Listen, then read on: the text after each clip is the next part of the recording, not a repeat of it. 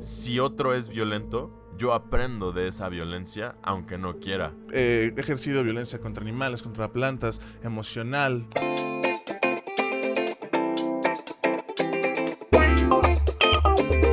El Toque Mágico, un podcast para todos acerca de todo. Con Luis Hurtado y Francisco Cruz.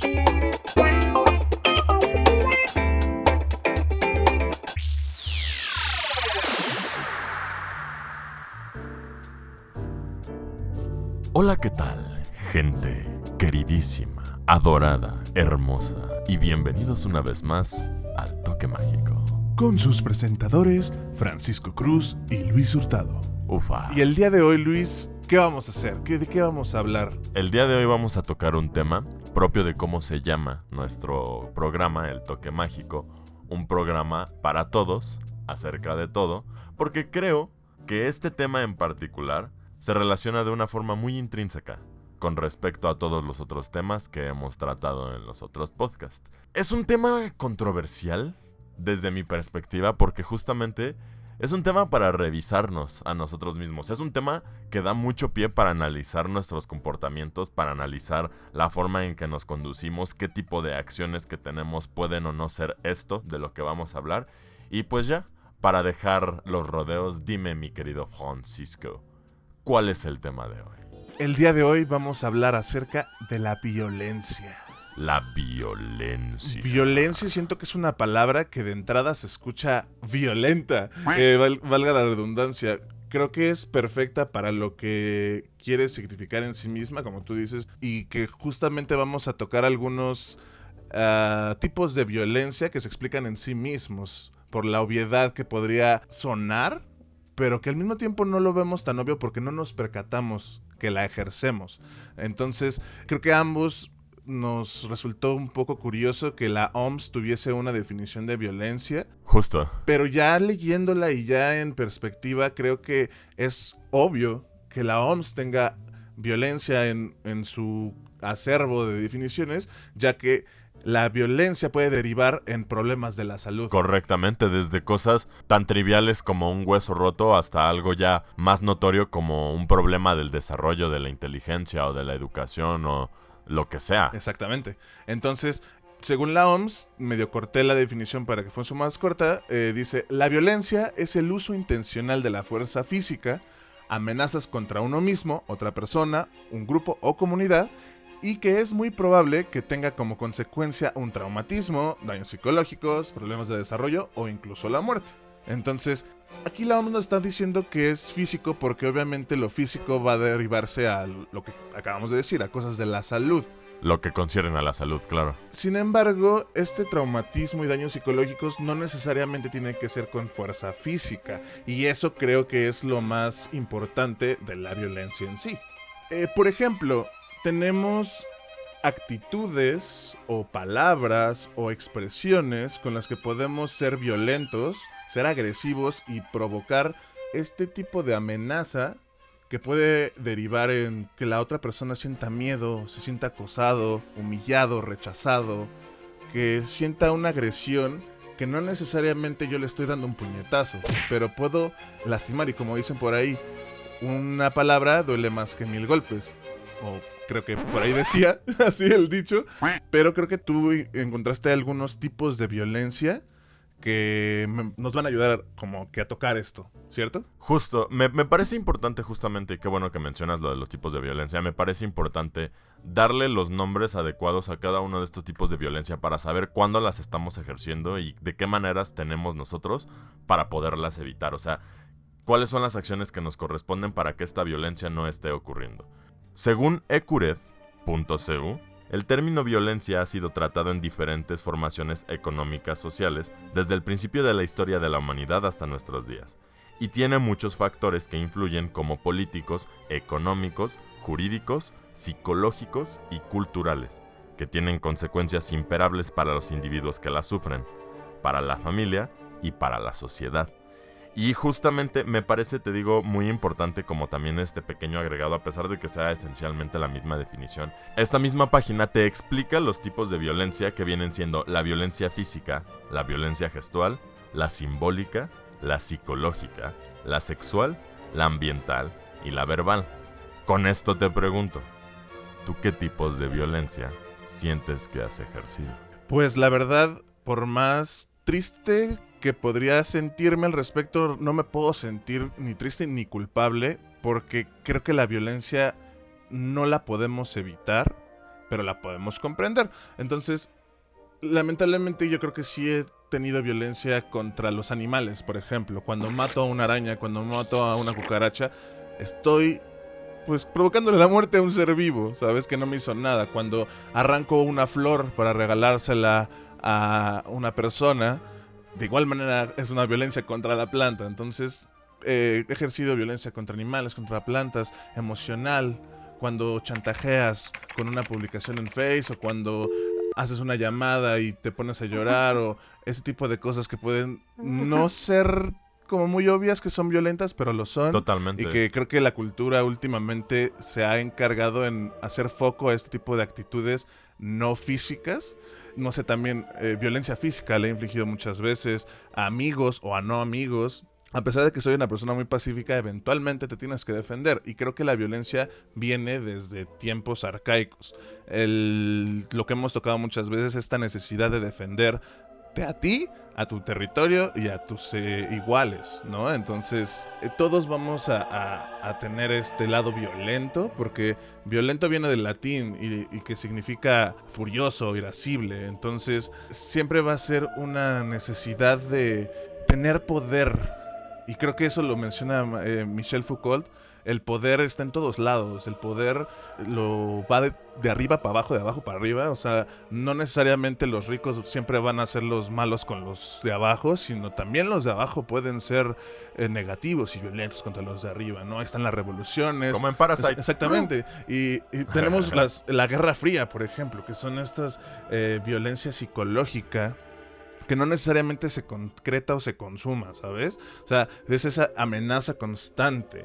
Entonces, no sé, podría estar todo el día con ejemplos de cómo yo he estado en violencia, pero dime tú, ¿cómo la has experimentado? Pues yo antes de contestarte cómo es que la he experimentado, quiero abordar esto de que dices que la violencia no la podemos evitar. Yo creo que es una ligera misconcepción esa frase como tal. O sea, definitivamente la violencia puede volverse inevitable, no que esta en sí misma lo sea. Porque definitivamente, y esto es lo que postula de hecho, una de las cosas que yo investigué, una de los varios artículos, porque de hecho también encontré un libro que habla al respecto de la violencia, y justamente menciona que una de las causas es la ignorancia. Alude a la ignorancia por la incapacidad de conocer una mejor forma de resolver los problemas. No estoy diciendo para nada, igual que tú, que sean mis reacciones perfectas. Definitivamente, al igual que tú, hay momentos en los que he perdido los estribos y no me siento para nada orgulloso de haberlo hecho.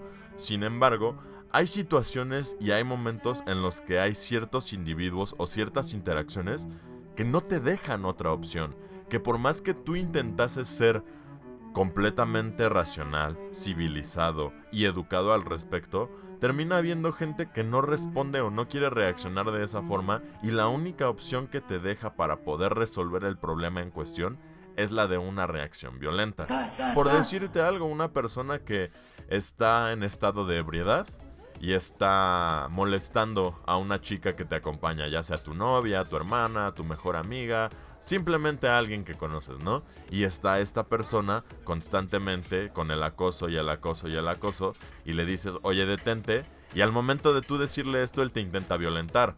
Definitivamente existe la forma civilizada de resolver esto, que es que el borracho entienda que está increpando y pues simplemente desista. Sin embargo, rara vez va a ser el caso, rara vez te vas a encontrar con que todo el mundo es civilizado, al menos en países creo latinoamericanos, porque de lo que he escuchado en países europeos suelen resolver sus conflictos de una forma más pacífica. Sin embargo, también los humanos, como bien lo dices, tenemos una naturaleza violenta. Los humanos eventualmente lo tenemos arraigado en un gen, en una forma arcaica de ser, los seres humanos, que todavía pernea en nosotros, porque a la fecha siguen habiendo y siguen cometiéndose actos sorprendentemente violentos y cada vez más perturbadores en relación al pasado, porque como cada vez tenemos mayor acceso a ver este tipo de violencia, pues es paradójico porque nos desensibilizamos o nos insensibilizamos al respecto, pero al mismo tiempo nos horroriza también más porque la conocemos mejor.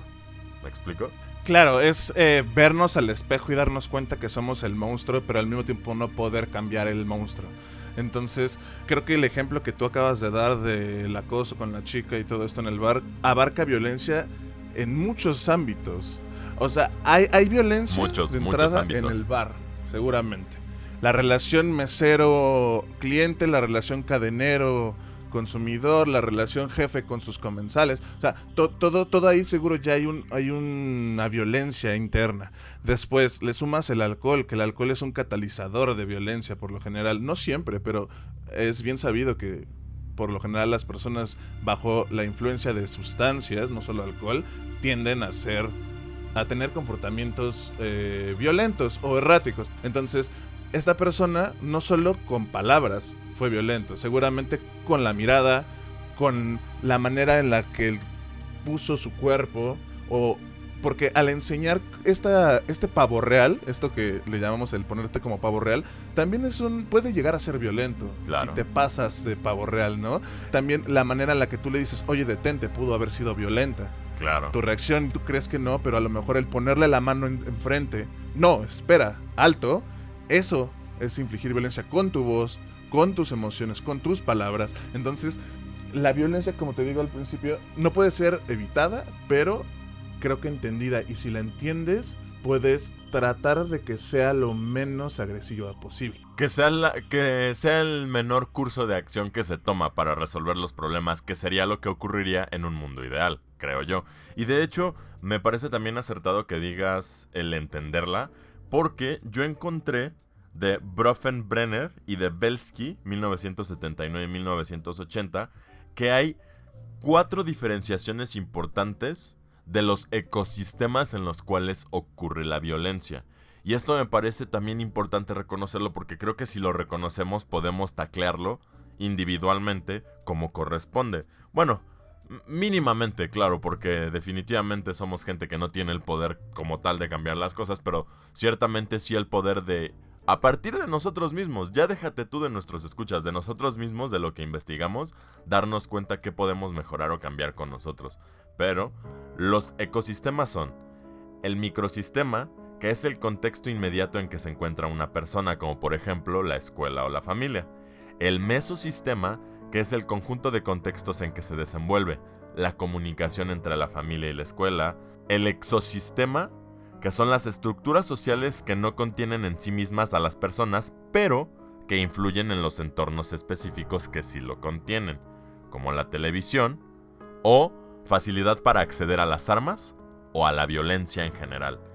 Y el macrosistema, que son el conjunto de esquemas y valores culturales, de los cuales los niveles anteriores son manifestaciones concretas. O sea, cada uno de estos puntos engloba lo que viene siendo el macrosistema. Todos los puntos anteriores son el macrosistema de violencia en el que nos desenvolvemos. Ahora, con estos ejemplos, creo que podemos empezar a abordar o a darnos cuenta dónde es donde se lleva a cabo la violencia más importante.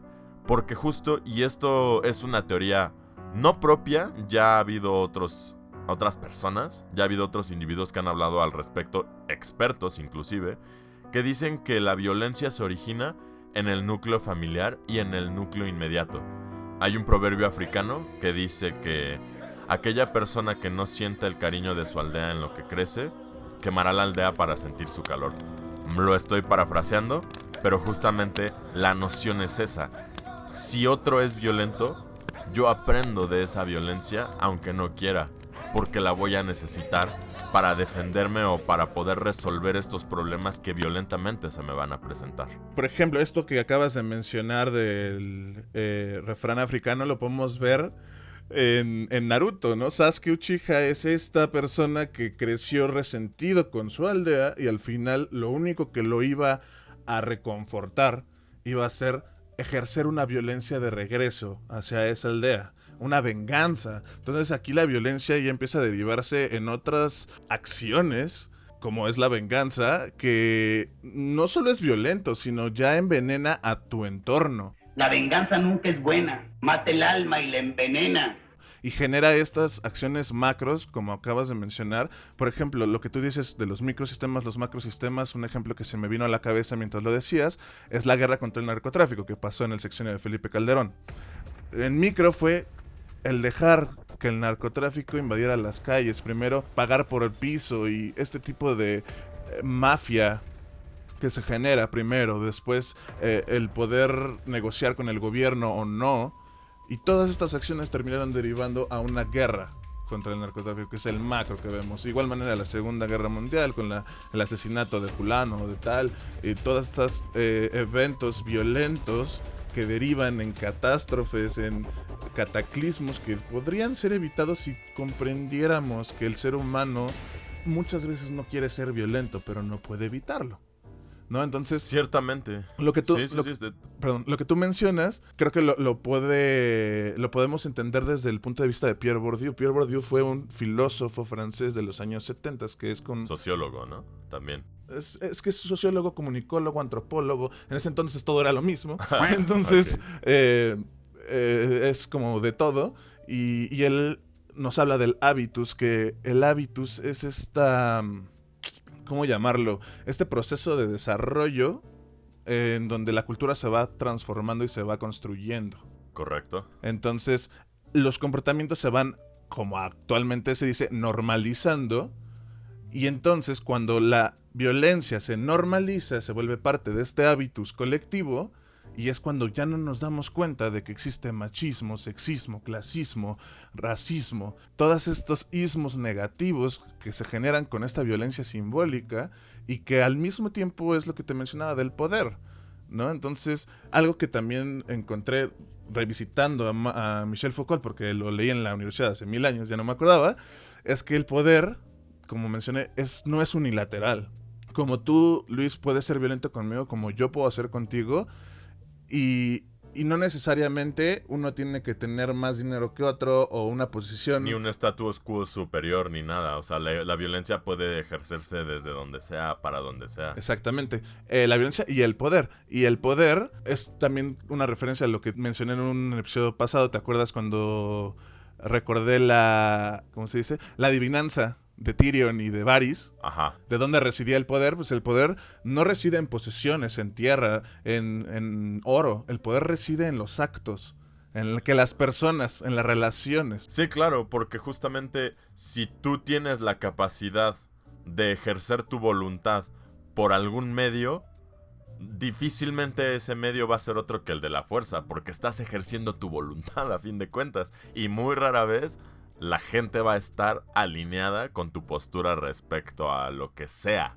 Entonces, si tú tratas de ejercer o imponer tu voluntad, lo vas a tener que terminar haciendo de forma violenta. Y no solo de forma violenta, aunque la hagas pacífica, lo que acabas de decir es muy atinado, porque el querer el poder va a derivar, o se va a formar más bien, mediante el discurso de ideas. Yo tengo que convencerte a ti de que yo soy al que tienes que elegir, ¿no? Entonces, al yo expresar mis ideas, me vulnerabilizo y otros van a ver esa vulnerabilidad y van a ver que mis ideas no van a machar con las de ellos, y ahí se genera la resistencia. Entonces, siempre que exista poder, va a haber resistencia. ¡Viva la resistencia! ¿Cómo sería el himno francés? No, y ahorita, ¿sabes qué? También mencionaste algo con respecto a lo que es la violencia normalizada en sí, que de hecho también me encanta que seamos millennials con un podcast, porque me llegan muchas referencias que podrán ser tontas, pero creo que luego son muy importantes, porque justamente te puedes poner a pensar qué tipo de violencias están normalizadas al grado que dejamos de ver dónde y cuándo las ejercemos. Como eso que a muchas personas les molesta reconocer que, a pesar de que parezca o sea divertido, pues, o sea, nosotros como mexicanos lo vemos inofensivo y en cierta forma lo es, pero eso de gritar cuando un portero saca el balón en un estadio, pues sí tiene todo un trasfondo violento internalizado que es propio del mexicano específicamente. Y luego tienes otros ejemplos, que es la razón por la cual digo millennials con ejemplos. Me refiero a Malcolm, el de en medio, Hay un episodio en el cual Malcolm está castigado y terminan en un refugio porque un tren se descarrila con sustancias químicas, ¿no? Entonces todos están en el gimnasio, en el refugio, a Malcolm no lo dejan salir de su catre y hay un punto en el que Malcolm se le pone violento a su mamá. Sí, me acuerdo. Y se le pone violento a su mamá y entonces delante de todo el mundo finge que le da una nalgada. Pero lo que me llama la atención de esa escena, y justo fue lo que mencioné cuando la vi, es que todo el mundo se horroriza de una forma brutal en el momento en el que ven a la señora, entre comillas, golpeando al hijo, porque allá el golpear a un niño para educarlo lo ven como algo completamente inaudito y absurdo. Mientras que hay una gran cantidad de culturas que sostienen que una muy buena táctica es darle una muy bien puesta cachetada a tu chamaco si está haciendo algo malo. Ahora, podemos debatir todo el día sobre lo aceptable de la violencia o no. Yo considero que definitivamente no es el camino y nunca lo va a ser. Y creo que deberían de siempre buscarse las formas de no ejercerse. Pero también, y eso es lo lamentable, lo que hay que considerarse, muchas veces ni siquiera las personas que más se precian de ser conscientes de sí mismos son capaces de controlar sus estímulos e impulsos emocionales porque van más allá porque tienen que ver con el temperamento, porque tienen que ver con cosas que según yo están fuera de nuestro control. Y es que lo difícil, el ejemplo que diste de lo de Lois y Malcolm, es muy claro que eso es una violencia que disparó para todos lados, ese acto. ¿Sabes? Es una violencia de Lois para Malcolm, de Malcolm para Lois, con todos, incluso para nosotros, los televidentes. Estamos viendo una violencia y estamos entendiendo esto que tú dices, las culturas, las diferentes culturas nos van a marcar cómo pensar, nos van a marcar qué hacer, qué no hacer. Y aquí podemos apreciar lo que llamaríamos el triángulo de Galtung. Johann Galtung era un filósofo psicólogo que representa el concepto de la generación de la violencia a través de un triángulo en donde nos explica que el triángulo, la puntita, que sería la punta del iceberg, es la violencia visible, la directa, la que vemos en todos lados, como mencionamos, la física, ¿no? Pero abajo, la invisible se divide en dos, que sería la estructural y la cultural. Y la cultural es esta que vemos en la televisión que tú mencionas. La cultural es tan difícil de aceptar que es violenta la cultura porque nos llega del arte, de la religión, de la filosofía, de las leyes, como lo hemos mencionado. Las leyes pueden ser racistas, pueden ser injustas. Claro, todo puede ejercer violencia. Y las formas de pensamiento, no solo sociales como el racismo y esto, sino las gubernamentales, el eurocentrismo, la oligarquía, la monarquía, pueden también ser formas violentas y como menciono, se genera una resistencia a través de estas injusticias, ¿no? Pero también hay algo que se ha derivado en estos últimos años, que son los washing, el whitewashing, blackwashing, y no solo hay esos dos, me encontré que hay pink, purple, red y green washing. Okay. Que son medios propagandísticos de decirnos símbolos y mensajes sin que nos demos cuenta. Y que cuando te das cuenta, muchas veces alzas la voz, pero de manera violenta.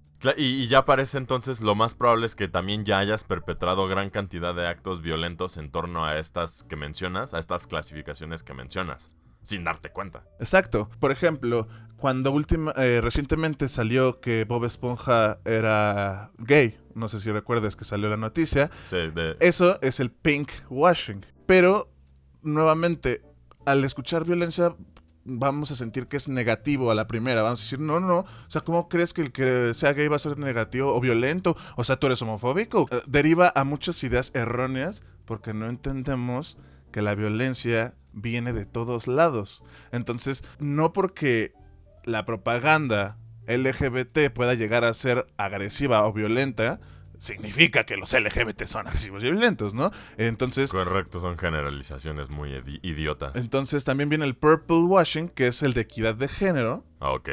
Cuando de repente un personaje que siempre fue mujer, de repente es hombre o viceversa, pues siempre nos salta, ¿no?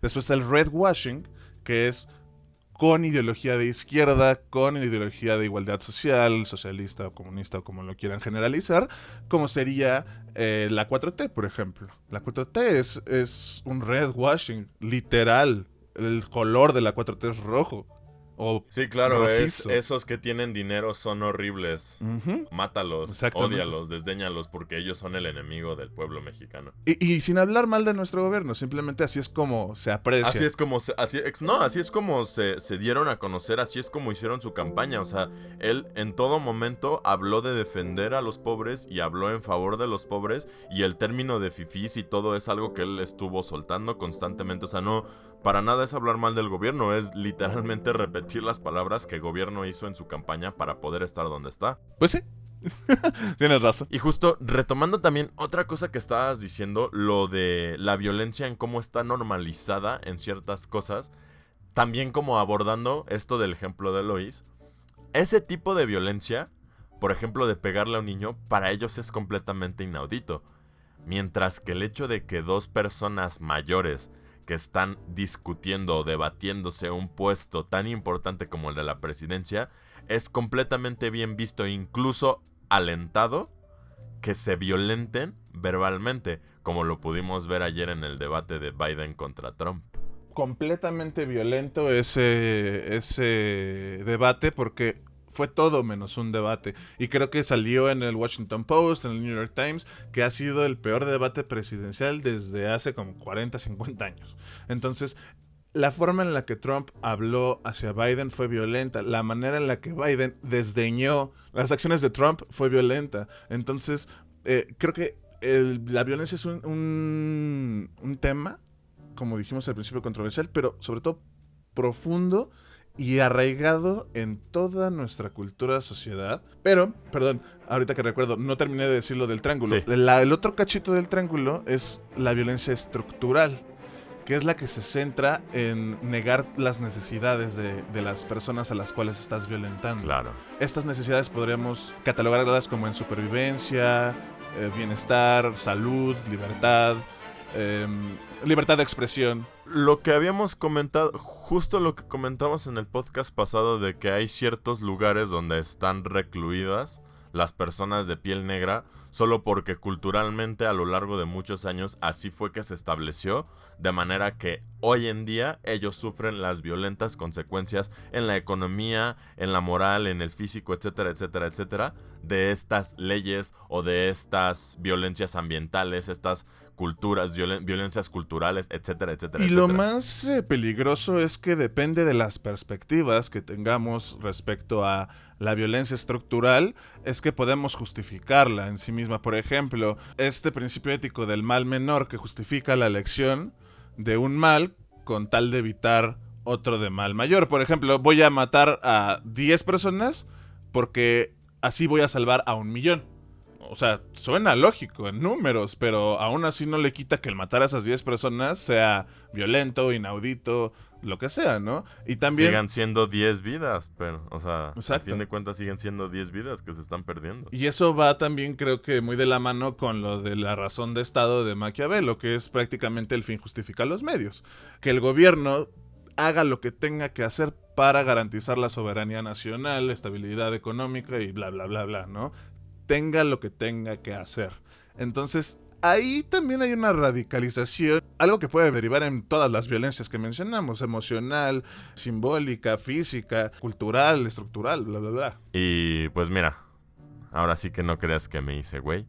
Me parece propio responderte ahora sí a tu pregunta. ¿Qué tipos de violencia he ejercido yo? Pues definitivamente verbal, emocional, física. Ahora sí que creo que he ejercido todos los tipos de violencia y lo que trato en general de hacer es revisarlas precisamente para no tenerlas normalizadas como esto que mencionamos de el machismo, la homofobia, etcétera, etcétera, etcétera, porque son tan normales en los entornos especialmente latinoamericanos que evidentemente puede resultar muy fácil pasarlas por alto, o sea, pasar desapercibido que tenemos estas conductas violentas y todo, y por lo mismo me parecerá siempre muy importante estar como abordando estos temas, hablando de ellos. Creo que si bien se postula una solución a la violencia, es la capacidad de encontrar un camino mejor por medio del diálogo, de la civilización, en general, de un comportamiento de trato humano. Claro, y creo que esto que mencionas es muy importante porque a través del podcast nosotros nos reencontramos a nosotros mismos, nos damos cuenta de algunas ideas que tiene el otro o que tenemos nosotros mismos que no sabíamos que teníamos y las contraponemos y decimos, ok, a lo mejor si juntamos todo esto y lo entendemos desde un punto de vista no personal, sino objetivo como es, se puede evolucionar o abrir más la mente, ¿no? Entonces creo que violencia la hemos tocado a lo largo de los 14 episodios que ya llevamos y que podemos relacionarla perfectamente con todo. Con cada uno. La guerra, la religión, el soplo divino incluso, o sea, todo. El internet, el miedo, el apocalipsis, todo eso es violencia, todo eso es violento y algo que me encanta de la violencia, porque sí, me gusta, me interesa, es cómo se refleja en el arte y sobre todo en el arte cinematográfico, porque hay sin número de películas violentas con propósito. Hay unos que son con más fondo violento y otros con más forma violenta. Por ejemplo, las formas violentas serían estas películas gore, de mutilaciones, de asesinatos, estas que son literalmente en tu cara violentas, pero también están las otras, que son las simbólicas, que son las psicológicas. Las fondo, como Carnage. Como Parasite, como todas las de Park Chan-wook. Me encanta este director coreano porque él marca las dos, o sea, la directa y la indirecta de una manera precisa, metiéndote humor en medio para que tú no te sientas culpable de que estás disfrutando ver esa clase de violencia. Entonces, es padrísimo. Uy, no, y de ese tipo de referencias, sí, ¿no? Y de ese tipo de referencias también como en el cine las hay en los videojuegos y la alusión. Por ejemplo, hay un juego que se llama Hotline Miami en el que tú te dedicas literalmente a matar y a matar y a matar y a matar enemigos que si te matan una vez te hacen reiniciar el nivel. Pero curiosamente te vas dando cuenta que el juego está estructurado de manera que se burla de tu psique violenta. De que sabes que como ser humano de cierta manera tienes ese impulso arraigado y que nada más necesitas una excusa, como se ha comprobado en un experimento social. No me acuerdo qué universidad, creo que la de Filadelfia, puso un automóvil en la calle con las puertas abiertas pero con las ventanas cerradas en completo, en perfecto estado, y al vehículo no le pasó absolutamente nada. Pero en el momento en el que le rompieron una ventana y dejaron el vehículo en el mismo lado, la gente empezó a vandalizarlo, empezó a robarlo, empezó a sacarle cosas. En general como que descubrieron que si la gente tiene una pauta violenta, se van a ver a sí mismos un poco más orillados a cometer actos violentos, lo cual también es muy interesante porque pues creo que no nos podemos escapar de la violencia que tenemos todos internalizada por más que querramos dejarla atrás. Podemos dejar comportamientos violentos, podemos procurar que la violencia sea eliminada, pero por tan arraigada que la tenemos en la cultura y por tanta que existe en sí misma, porque incluso la naturaleza en sí misma es violenta, pues es difícil escaparla, ¿no? Lo más paradójico de esto que mencionas de la violencia en la naturaleza es que los animales, en teoría, como ya lo hemos mencionado, pues ellos no conocen el término de violencia, ellos no sienten esta agresión de la violencia en teoría, ellos solo son parte del ciclo de la vida, uno se va a comer al otro, son violentos porque sus utensilios, que son sus garras y sus colmillos, pues desgarran piel y sale sangre y se ve violento, pero al final es la manera en la que ellos comen. Como nosotros cortamos la carne con tenedor y cuchillo, pues ellos con sus garras y sus colmillos. Sin embargo, nosotros sí cazamos por deporte o por diversión. Nosotros, como mencionamos en la definición de la OMS, es a propósito. La violencia siempre va a ser a propósito. Claro. Y no importa cuál sea ese propósito, ya sea manipular, humillar, violentar, lo que sea. Siempre va a tener el propósito del poder, de esta relación de poder que también es algo que tenemos en todos lados, que podemos ver por ejemplo en House of Cards. El poder es el hilo conductor de House of Cards y las relaciones de poder que hay en todas direcciones genera violencia a 24/7. Entonces, no sé qué opinas, creo que el tema lo podríamos extender, pero ha sido cubierto yo creo que en su totalidad o en la mayoría. Me gustó muchísimo, creo que se nota mi apasionamiento. Me gusta muchísimo el tema porque, como dije, en el cine hay tanta violencia y de maneras tan diferentes de expresarla que es fascinante. Sí, sí. Pues no, realmente yo estoy en la misma contigo. Creo que por el momento hemos hablado suficiente de violencia, pero pues la intención es que la gente nos termine diciendo qué es lo que opinan, si es que llegan hasta acá, porque quién sabe si llegan hasta acá en los programas. Que nos digan qué es lo que quisieran ellos abordar con nosotros de la violencia para que nosotros podamos hablar de ello. Y pues nada, una vez más, orgulloso, gustoso, feliz, contento y complacido de hacer una transmisión más del Toque Mágico. Yo soy Luis Hurtado. Yo soy Francisco Cruz y nos vemos en la próxima emisión. Que estén muy bien. ¡Skrr!